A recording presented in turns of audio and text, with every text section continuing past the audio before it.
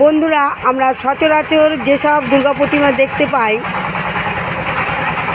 সেই দুর্গা প্রতিমা থেকে এই দুর্গা প্রতিমাটা হচ্ছে একটু অন্য রকমের।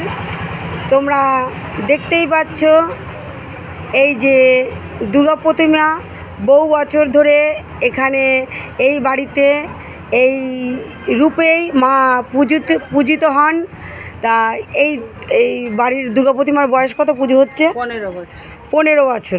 তা তুমি এই রূপে মায়াকে পুজো করো কেন? এই রূপে না, এটা হচ্ছে বাঁকুড়ার বিষ্ণুপুরের রাজবাড়ির মা মৃন্ময়ী মা। তা ওটা মাকে নিমন্ত্রণ করে আনা হয়েছে। মা এসেছেন আমাদের বাড়িতে 15 বছর ধরে উনি এখানে আসছেন।